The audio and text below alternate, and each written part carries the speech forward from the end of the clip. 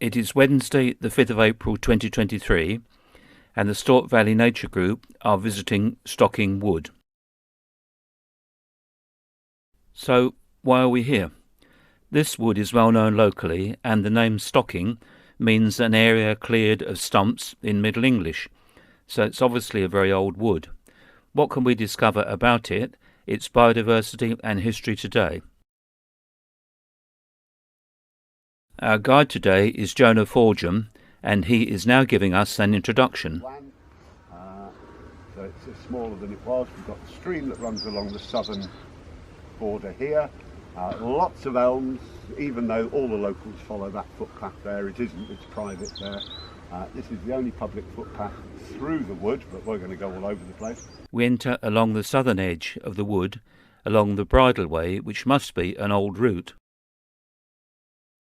Over the bank, on the left, is a curious, deep and wide ditch.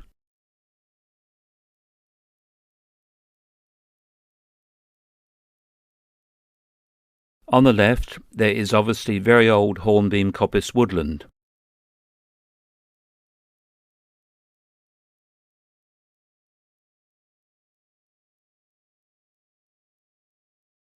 Where light is admitted, we get the woodland edge effect, and see dog violets and wood anemones.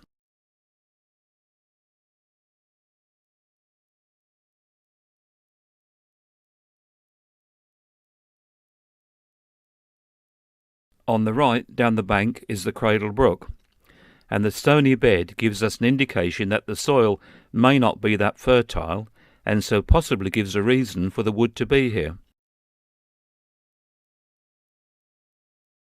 Halfway along, there is a wide open ride, where Jonah Forgem has been working with volunteers to create butterfly and wildflower habitat.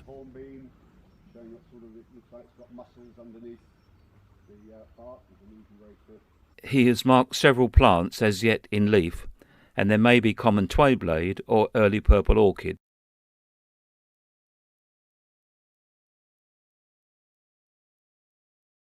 On the right there is a ditch and wood bank, and the wood here is obviously much younger.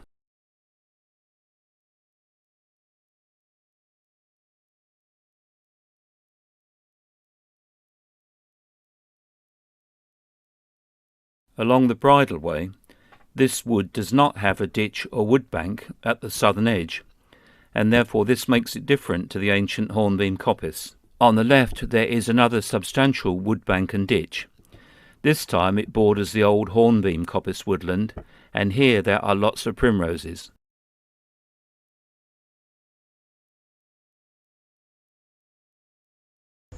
And this is on the opposite side of the cleared area, and you can see there is a substantial wood bank here. The ditch in front of us, and then the wood bank beyond. And in that wood bank beyond, it was almost certainly ancient coppice. We'll have a little look at that in a minute. And there is also here significantly hazel stools that have been coppiced at some stage in the past. May well have been on this wood bank. So we're probably looking, and this is field maple. It looks as if we're looking at old coppice that's probably gone partly derelict. And on the wood bank, where you get the light admitted, you get the edge effect, and straight away you get lots of lovely primroses coming up. And here is a beautiful show of primroses, very much like we used to seeing in this type of wood in the old days. We can see several generations of oak standards.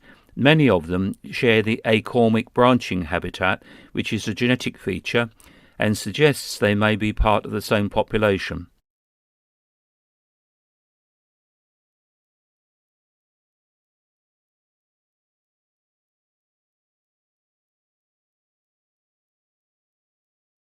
At the top of the open ride and on the left, we enter an area which has been cleared of ash and sycamore for firewood.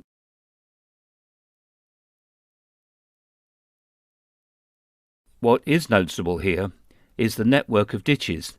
They're everywhere. It must have been a very wet land needing all this drainage.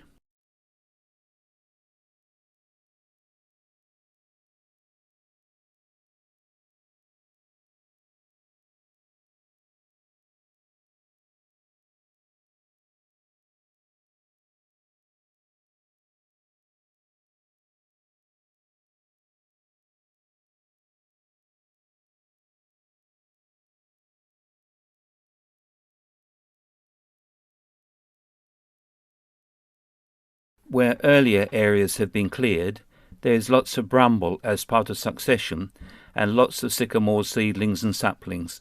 It's a good area for biodiversity.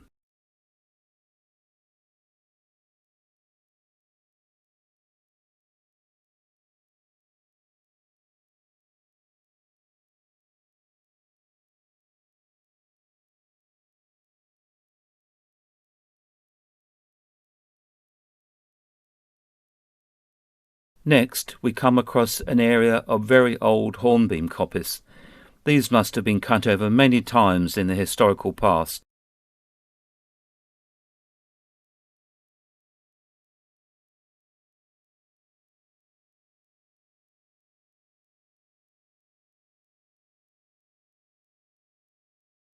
And here, we may have the answer to the origin of the large ditch, because all the other ditches seem to converge at this point in the southwest corner of the wood.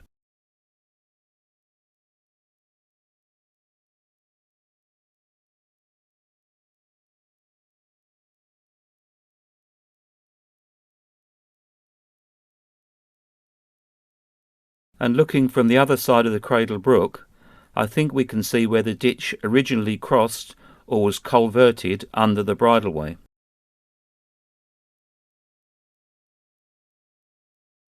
So what are our conclusions from our visit? This wood must have been worked for firewood and for timber for many centuries. Land drainage seems to have obviously been a big issue.